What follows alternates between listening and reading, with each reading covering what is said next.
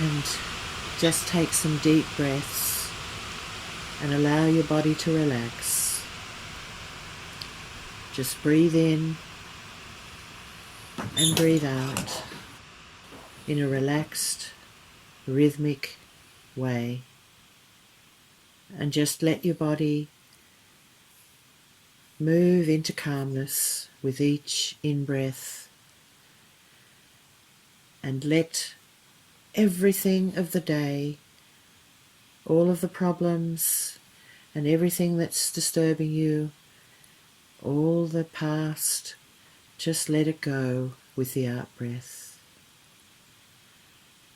Breathing in, peace, and releasing with the out breath, allowing yourself to completely relax and be in the moment of peace, stillness, and silence, finding that inner spot in the core of your being,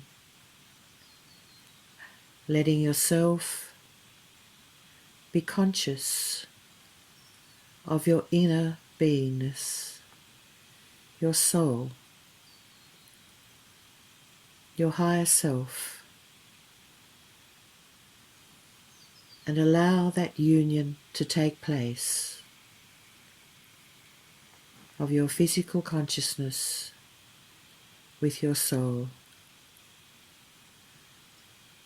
and allow your body to be very still and silent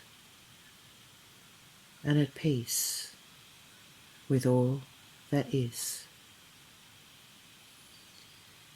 Let yourself move into that space of serene, calm, tranquil inner sanctum of your core. Let yourself listen to your inner voice and appreciate your inner beauty, your inner true self, and let yourself release all that isn't for your well-being. Release all of the ups and downs of getting together with family over Christmas, and any little niggles, just let them go. They are all just part of this divine play that we are part of on this planet. Just allow yourselves to breathe deeply, breathe in peace, breathe in calmness, and let your body relax.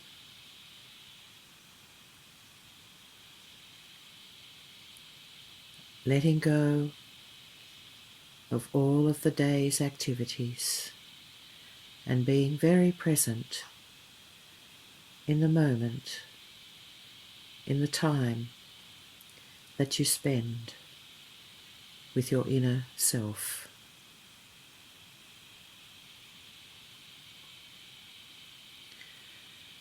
Tonight we are going to explore our spiritual identity in the form of the 8 powers that are available to each of us. They are innate qualities within all of us, but we need to emerge them and allow ourselves to use them in the right moment and time. When we are faced with difficulties, these powers are particularly useful, especially when we have to face problems or any disturbance that confronts us, and especially in the times that we live in now, when we most need to maintain our strength and our resourcefulness. The first power is to withdraw or pack up when necessary. It's the ability to transform useless thoughts and thought patterns, into a higher state of awareness. It allows us to withdraw from any negativity, inner as well as outer, observing from within, enabling us to respond and not merely to react to others, to people and situations around us.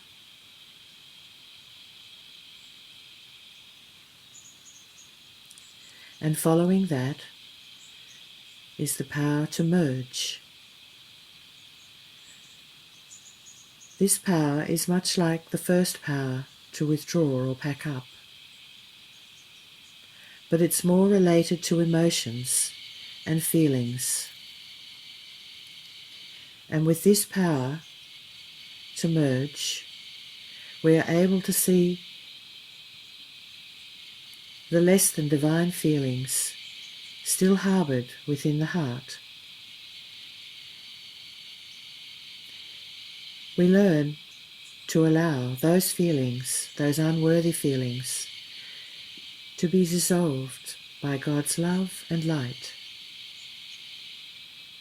We are then able to transform them, leaving us with feelings of compassion, no matter what the situation or the behaviour of others.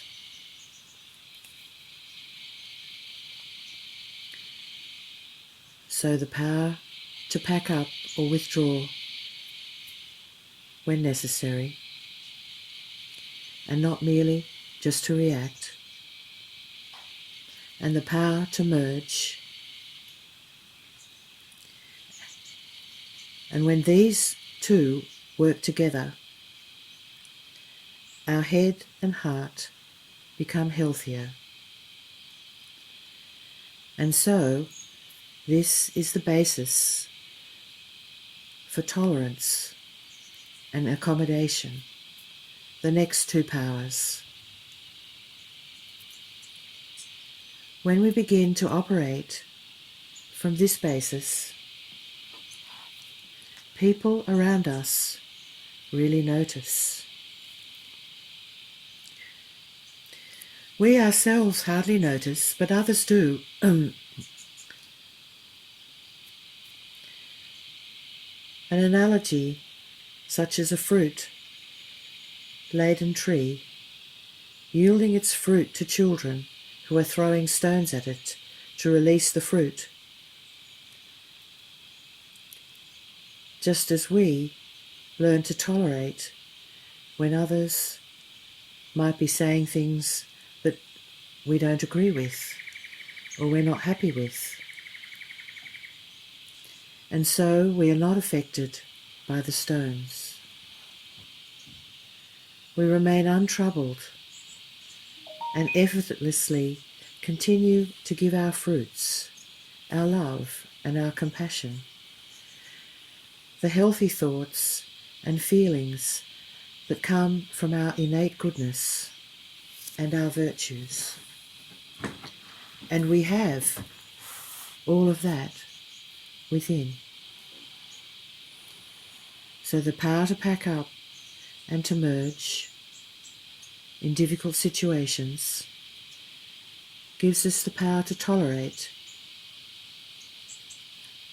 and the number 4, to accommodate. So instead of reacting, we tolerate and accommodate what others might be saying, especially if we don't agree with them. It doesn't matter. Let them be right. So number 4, the power to accommodate, is like a river which rarely moves in a straight line from start to finish. It weaves and it flows. It accommodates the twists, the turns, and the obstacles in its way. And yet, it does so by never losing its direction. It is always pulled toward its destination. And what is our destination? To become the best person, the best being we wish to be. In the same way, the power to accommodate allows us to flow with life, to be the flow, to create the flow, and not go against the tide. To take things in our stride, the many twists and the turns that life throws up, the many obstacles along the journey, without ever losing our focus or compromising our ultimate aim.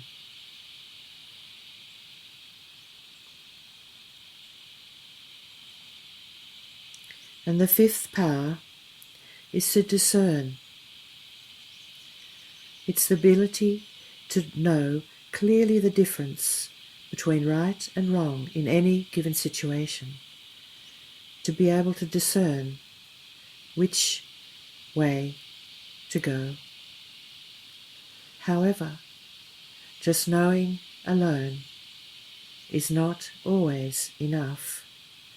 We also need the 6th power to judge, which gives us the ability to strengthen, evaluate, and translate an enlightened consciousness into elevated, practical action.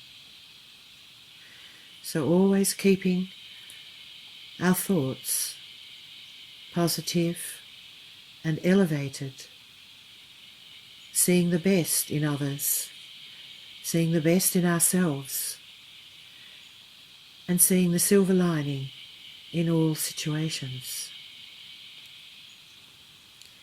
Enlightened consciousness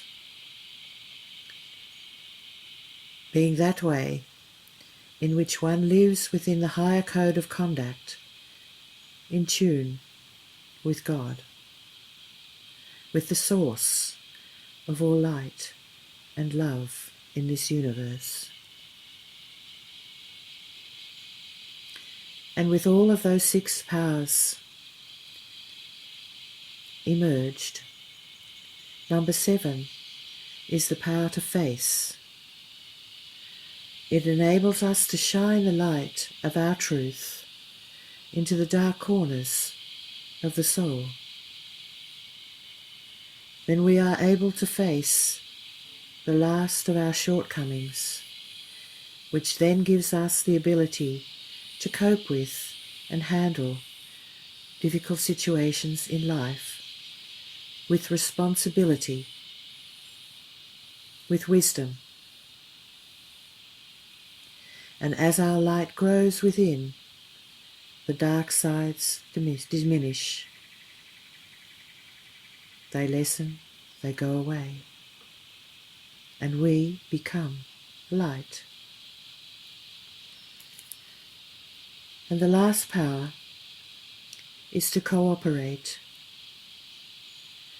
which brings all of the powers to the fore and into perspective in order for the soul to give to others selflessly, generously, and tirelessly, but also being kind and caring towards ourselves.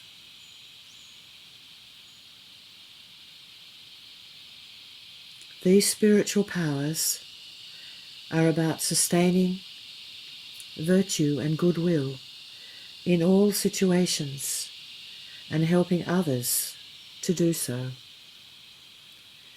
It is not only about self-transformation, it's about the changes that occur when enough of us start to live according to our highest truth, together and in harmony.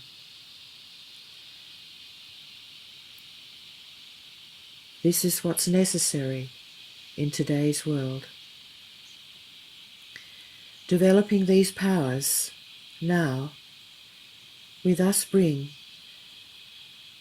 into the world the new consciousness, the new age of enlightenment. And if each of us are able to utilize these powers, which are all within our deeper selves, and practice, remember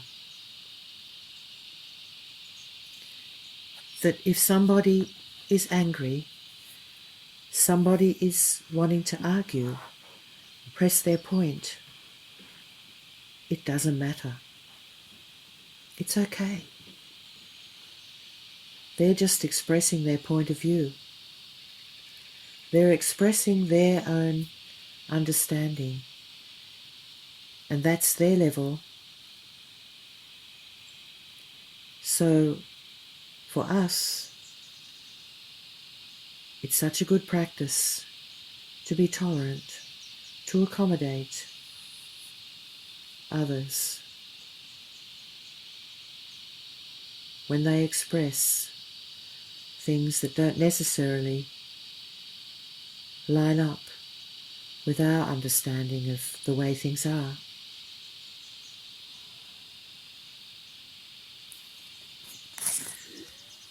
So think, reflect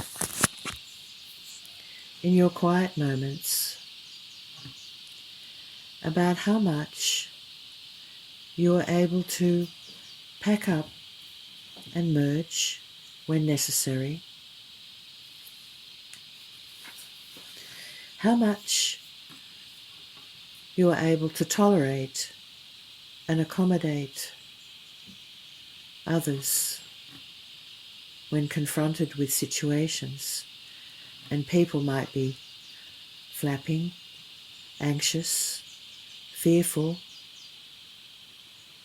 How is my reaction in those situations?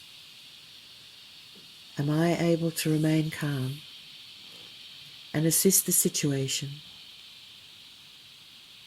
by showing my tolerance and accommodating and giving compassion and judging or discerning what's the right action to take in each situation? And if we are confronted with something that we're not sure, or we know beforehand that this particular person is difficult or prone to anger, it's good to reflect how I would like to respond to that person or that situation if it arises, and cue in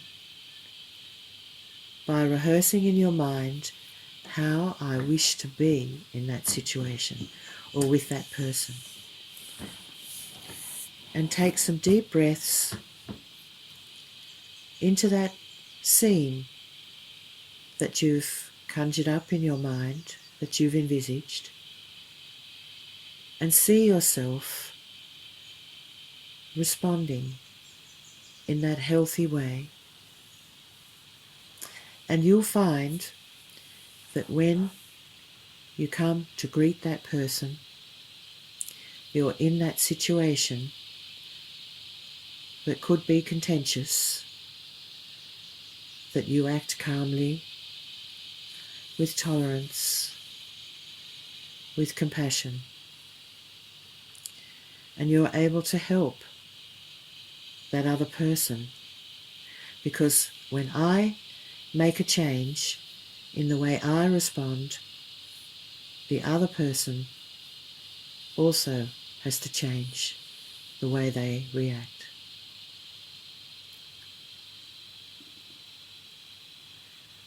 So reflect on these things during the week.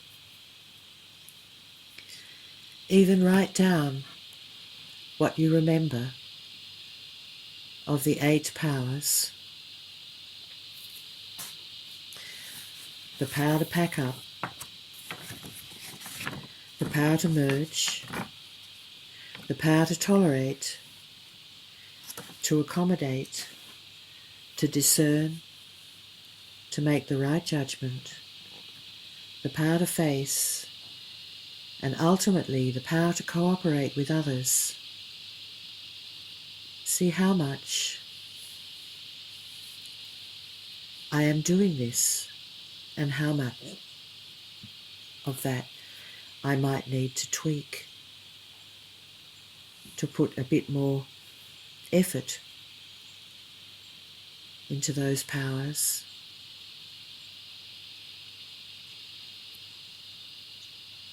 And I will feel very happy with the way I handle others and handle situations from now on.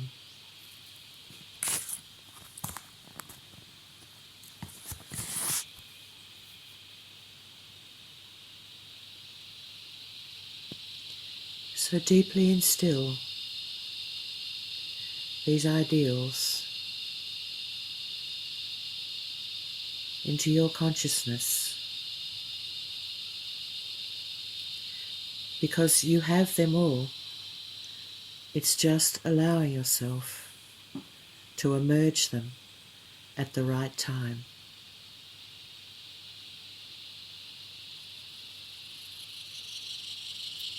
So taking some deep breaths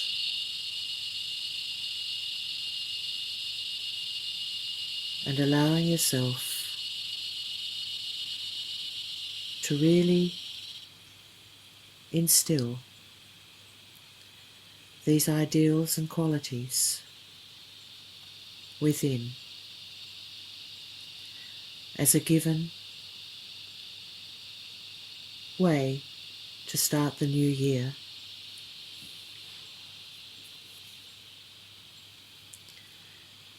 And to put them in practice from now on.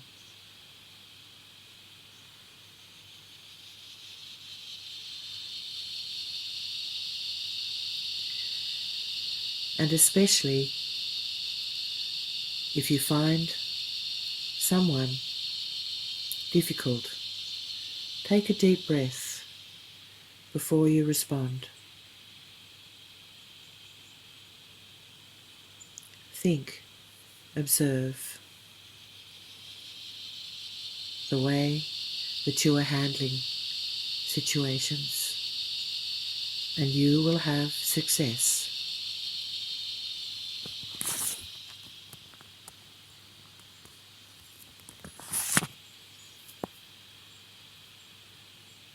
So allowing yourself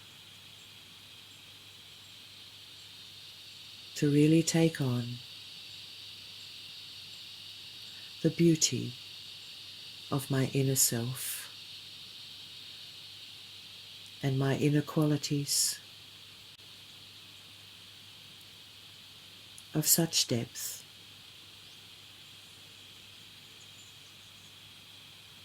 and not allow these disturbances to ruffle my harmony. My inner harmony is very important.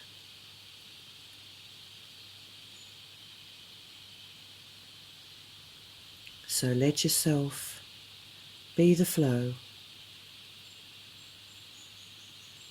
and use the spiritual powers when they are needed. Om Shanti, Shanti, Shanti. I am peace.